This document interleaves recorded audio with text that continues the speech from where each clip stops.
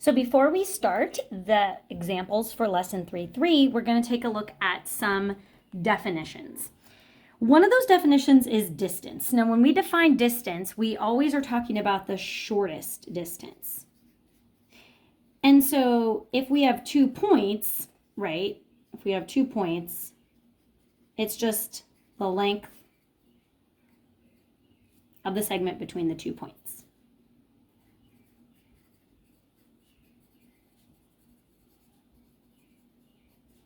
Because there's nothing else we can do.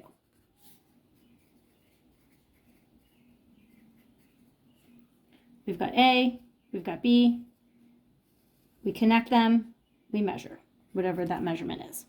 But if we're talking about a point to a line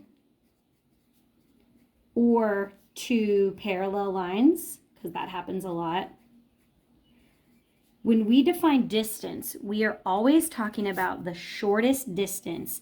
And so this is the length of the segment that is perpendicular. So for the case between a point to a line, that would be if I had a point and a line, I would measure the perpendicular segment there. If I have 2 lines that are parallel, what I would do is if I would have to measure this distance perpendicular. So essentially I would pick a point here and it kind of becomes a point to a line and I go perpendicular. I don't want to connect it in any other way. I'm always looking for that shortest distance. When we have certain shapes, specifically triangles is what we're focusing on right now, we have what's called an altitude. So an altitude is a segment that connects a vertex to the opposite side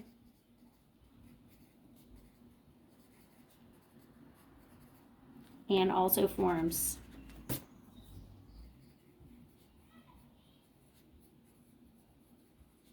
a 90-degree angle, or is perpendicular to the opposite side. We're going to investigate some altitudes. Altitudes, every triangle has 3 altitudes, just like they have 3 medians and 3 mid-segments, but an altitude does not have to lie inside the triangle. And let me show you what I mean by that. So let's say I have my generic triangle here. If I'm going from this vertex and I want to find the altitude to this side, I just draw a perpendicular segment. So that's the altitude.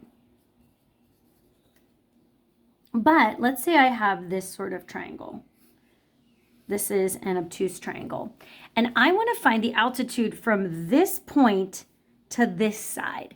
Well, if you notice, just connecting the point to this side, those things are already meeting at an obtuse angle. So what happens is you have to extend the side here. So I'm kind of extending this, and then I drop my perpendicular or my altitude. And so in this case, the altitude, that segment, is not actually inside the triangle itself. When altitudes are important, because when we talk about the height of something, which is going to be needed when we talk about area and volume, height is the length of an altitude.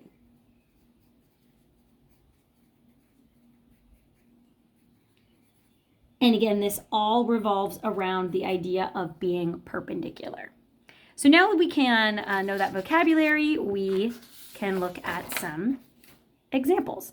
Example 1 here says to construct a right triangle, and then construct the altitude from the right angle to the opposite side. So again, we are fully constructing. We are not going to do any work with our protractor. So to start with my right triangle, I'm going to do what I did the other day. I'm going to start with a segment. I'm going to do my perpendicular bisector. Open your compass more than halfway. Swoop, swoop, swoop, swoop. And because I'm constructing a right triangle, I'm not going to connect below. I'm just going to go ahead. And then we've talked about this before. You can extend this side. Like say you wanted to draw an isosceles right triangle, you could then copy the same distance onto each of these sides. Okay, so I have my right triangle. I'm going to label that my right angle. So now what I'm going to do is I'm going to construct the altitude from here to here. Since you're new to constructing, it might be easier for you to rotate your paper. This might offset my video, so I'm not going to actually do the rotating. And actually put this kind of like at the top of your paper and do the altitude construction from here. Because I've been doing constructions for a while, I can do my compass work this way. So to construct this altitude, remember, this is when we put our stylus on the vertex that we want to use. And then we use the fake endpoint segment technique. So you make your compass go longer than the distance from the vertex to that segment. And then you swoop on each side. Now, if you notice, I did this on purpose. I swooped over here. I'm not actually intersecting that second side.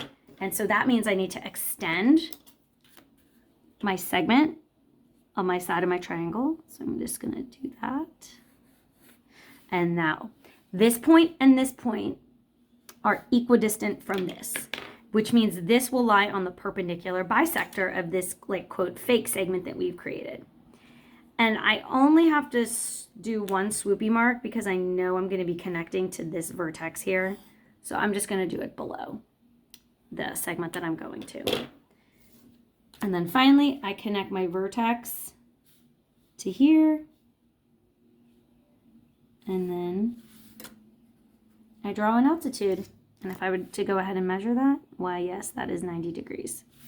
This is a pretty sophisticated construction. I would say it is pretty tricky, but it's a good one to learn.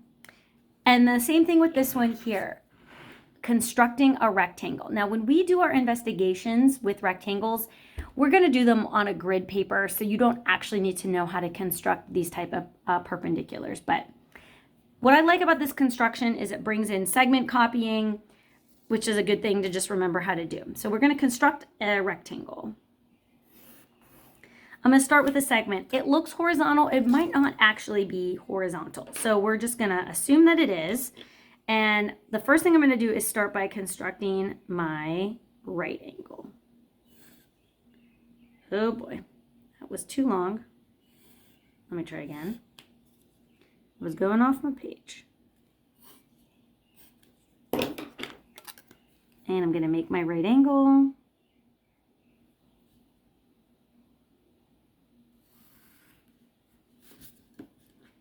Okay. Now, there's nothing to prevent me from making this segment AB or making this segment AB. It doesn't actually matter. So I'm actually going to make my AB go up. I'm going to do that by copying this segment. So go ahead, open your compass to the length of AB. Let's assume this is A. And so then up there is B.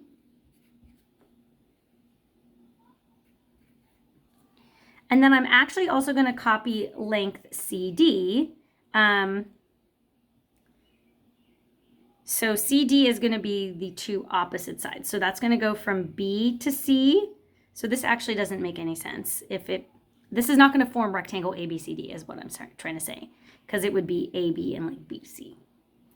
CD and AB should be the same length if this was actually a rectangle. So CD is going to be this side here.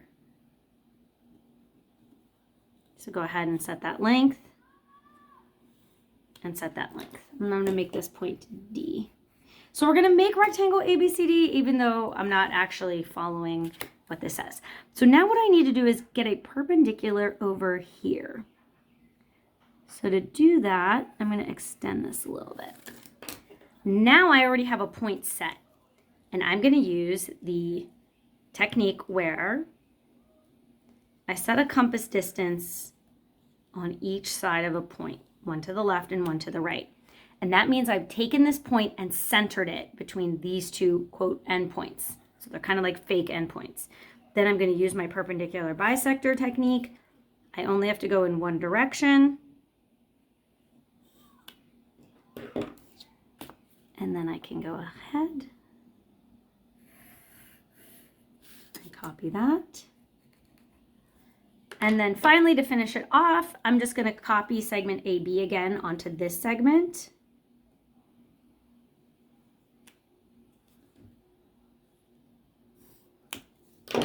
Label that point C and connect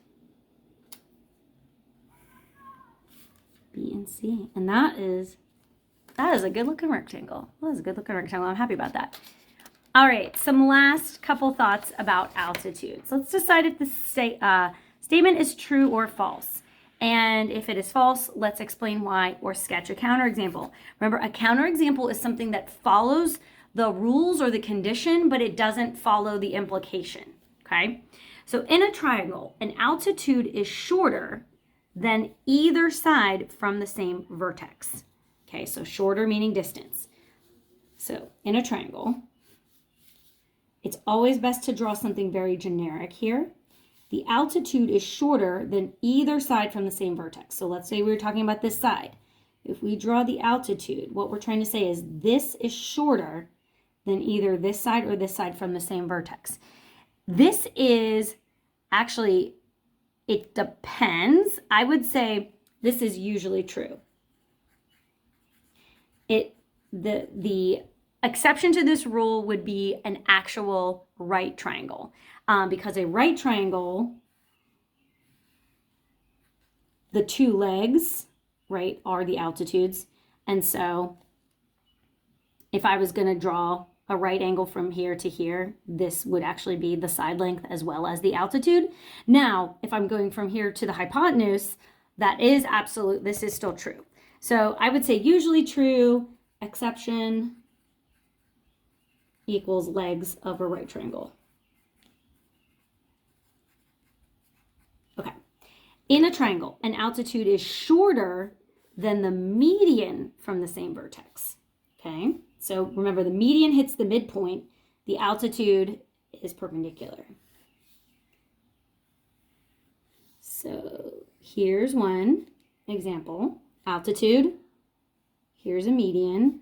I'm going to kind of move my tick marks here. Well, this looks like it's true, right? This altitude is shorter than this. However, this actually also isn't always true. This is usually true. It depends on the type of triangle again.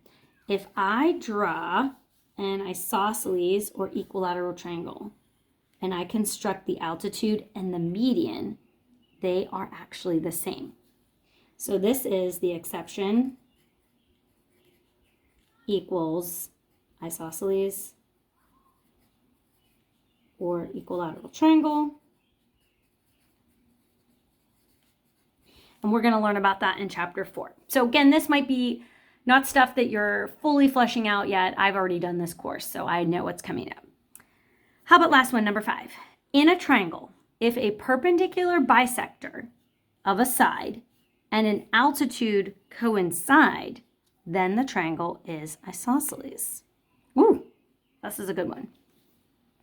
So what we're assuming is, let's just kind of think about an isosceles triangle. I'll draw one that's like really isosceles looking. This one looks more equilateral to me. So if the perpendicular bisector of a side and the altitude coincide, meaning they are the same thing. So if I have this and I have the perpendicular bisector, let's just talk about that. If I do this, does that connect with this vertex? That's kind of essentially what we're saying. Or again, if we draw this altitude, then are they going to be the same?